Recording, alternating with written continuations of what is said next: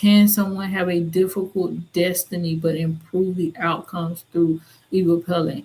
Absolutely. Absolutely. So there are some people, you come into life and your destiny is wonky and shaky, especially if you're not practicing the tradition that allows you to understand how to get back in balance. You might deal with some things, a lot of things, before you even get to that point. But if you're operating in balanced character just by default without even understanding these principles, it can absolutely help you to attract the right support and open the right doors and invite in divine intervention. And I've seen that in a number of cases of people that I worked with, fortunately, through the Ifa tradition, where they still had so many blessings on their life because they were operating in balance just naturally, and they finally found their way through Ifa, even though they had experienced some really austere situations,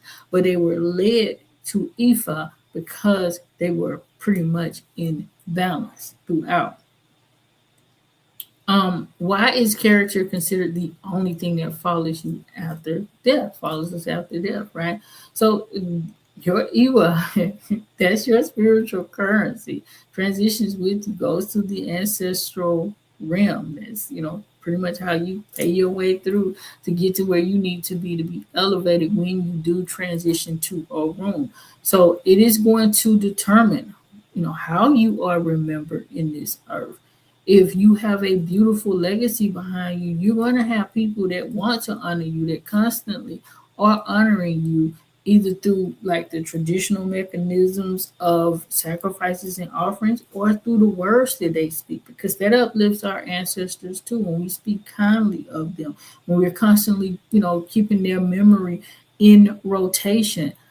Honestly, a lot of those things that you see people doing, that they have like we talked about this before, like in hospitals, or even these huge buildings or what have you, they dedicate these to their ancestors and the people behind them. That's a way of venerating your ancestors and keeping their name and their memory alive, guys. And so when you have balanced character, you're gonna have people always talking about, what you did. This particular ancestor did this, and they made a way for our family to go to this space or that space. It's not that they won't necessarily talk about you if you did not have balanced character, but they obviously will talk about that aspect of you. Like, oh, this person was mean, they were horrible, they were cruel, they were rude to people, etc. So that is not the ideal legacy to leave behind. Can aspects of a person's character be inherited from their ancestors? Is another question that I got. Absolutely, right? So certain habits, attitudes, ways of responding to life can and do oftentimes repeat across generations within the same lineage. And it's not even just about, nurture, as they say, right? Because sometimes people will say, well, it's just because you were born in that family, and obviously, all these things are going to come through the lineage. A lot of times you'll see stuff happening in people's lives that occur through generational things that they may have not even experienced. You can see this with people who are adopted, never even connected with their biological bloodline, right? And they will exhibit certain traits or have certain similar experiences as their bloodline, even though they were never raised around them. They could have been raised by people who were completely different, very much so opposite than their bloodline, but those traits will still come forward because those dynamics are inherited. Why? Because there are certain lessons that we have to learn and certain things that we must fulfill according to our bloodline.